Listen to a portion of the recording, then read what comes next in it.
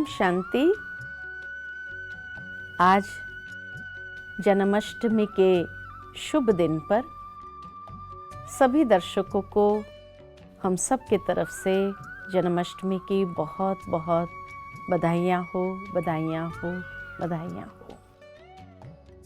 आज खुशियों का त्योहार है और सारे भारत भर में हर कोई कृष्ण जन्माष्टमी की खुशियाँ बहुत दिल से मनाते हैं, क्योंकि श्री कृष्ण ने हर एक का दिल जीता हुआ है। ये हम सभी बहुत अच्छे से जानते हैं कि श्री कृष्ण के माता पिता देवकी और वासुदेव जो जेल में बंद थे, 8 तालों में बंद किया हुआ था, तो ये देवकी अर्थात जो देव कुल की आत्माएं हैं, जो सर्वश्रेष्ठ कुल की आत्माएं हैं, वो आत्माएं जैसे जैसे संसार में नीचे आती जाती है और जिस तरह से समय का प्रभाव पड़ता जाता है और कलयुग में आ जाते हैं, तो चारों तरफ घोर अंधेरी रात है। भादो मास की ये अंधेरी रात अर्थात अज्ञानता की अंधेरी रात में वो देवकुल की आत्माएं जो आज अनेक प्रकार के बंधन जीवन में अनुभव कर रहे हैं। कोई स्थूल जेल की बात नहीं है, आज भले हम उस जेल में नहीं हैं, लेकिन हर कोई जीवन के अंदर 8 प्रकार के बंधन को या 8 ताले के बंधन में बंधी हुई है। और उसमें सबसे पहला बंधन मनुष्य के अपने तन का बंधन, जो अनेक प्रकार के कई छोटी मोटी बीमारियों से ग्रस्त है। दूसरा बंधन है मनुष्य के जीवन के अंदर मन का बंधन, कई प्रकार के स्वभाव संस्कार को लेकर के मन बंधा हुआ है, आदतों के बंधन में बंधा हुआ है।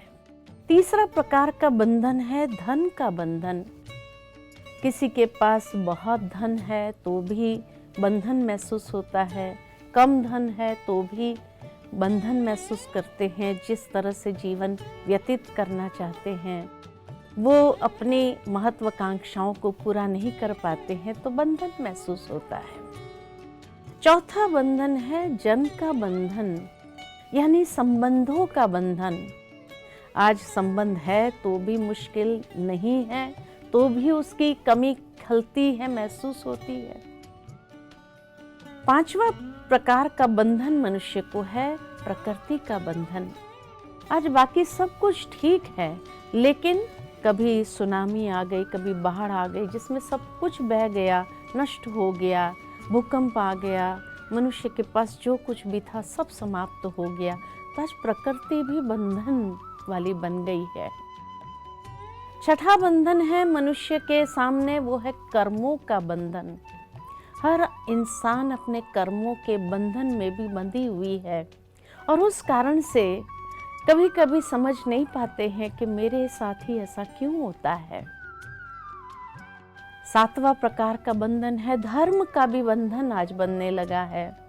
कोई धर्म को फॉलो करने जाए, कोई धर्म क्या सिखाता है, कोई धर्म क्या सिखाता है। और 8वां प्रकार का बंधन है समय का बंधन। मनुष्य बहुत कुछ करना चाहता है, लेकिन कहीं समय नहीं है, कहीं समय है तो उसका सदुपयोग करना नहीं जानता है। तो वो देवकुल की आत्मा जब इस प्रकार के 8 बंधनों के वश हो जाते हैं, उसको मुक्त कौन करेगा? तो जरूर ईश्वर को ही संसार में आना पड़ता है। जब कहते हैं यमुना उफान पर थी, ऐसे समय पर श्री कृष्ण का जन्म होता है संसार के अंदर।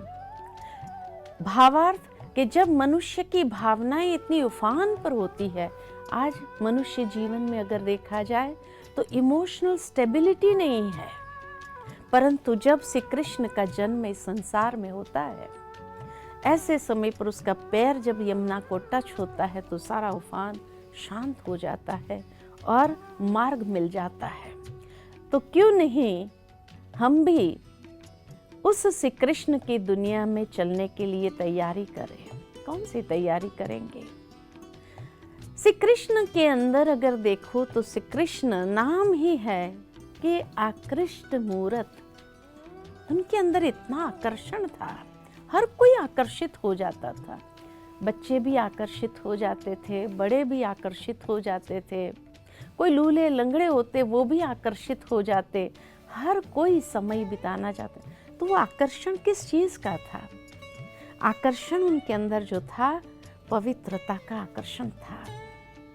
इतना ही नहीं, सद्गुणों का आकर्षण था, जो मिलनसार उसका नेचर था। जिस तरह से हर एक के प्रति सम्मान की भावना उसके अंदर थी, उसकी मधुर बोल, उसकी मधुर वाणी सबको प्रिय लगती थी। तो ये सद्गुण अगर हमें भी अपने जीवन के अंदर धारण करने हैं तो श्री कृष्ण ने कैसे उसको धारण किया? तो श्री कृष्ण को एक तरफ ये भी दिखाया जाता कि श्री कृष्ण जैसा योगी और कोई नहीं था। जहां वैकुंठ में वो था वहां तो योग की आवश्यकता नहीं थी, वहां तो कहीं पर भी उसको योग साधना करते हुए दिखाया नहीं, लेकिन अवश्य उसके पूर्व जन्म में उसने ऐसा योग को साधा था। एक महान योगी राज था, जिस योग के कारण ही उसने वो दिव्यता को अपने जीवन के अंदर प्राप्त किया था, जिस दिव्यता के आधार पर उसका जीवन अनेकों के लिए वो सुंदर प्रेरणाएं देने वाला, आकर्षण करने वाला। तो इसी तरह हम भी योग साधना के माध्यम से अगर वो दैवी गुणों को अपने जीवन के अंदर लाएंगे तो अवश्य हम भी अपने जीवन के सारे बंधनों को समाप्त करते हुए उस श्री कृष्ण की दुनिया में चलने के लिए योग्य हो जाएंगे, पात्र बन जाएंगे। तो आइए हम भी श्री कृष्ण के संग जीवन व्यतीत करने के लिए उस पात्रता को अपने जीवन में ले आए योग साधना के माध्यम से, और कहीं न कहीं हम भी उस योग अभ्यास द्वारा अपने आप को ऐसा पात्र बनाए। Om Shanti. To watch Peace of Mind channel videos on YouTube, subscribe us on youtube.com/tvpeaceofmind. Just a click for a peaceful life.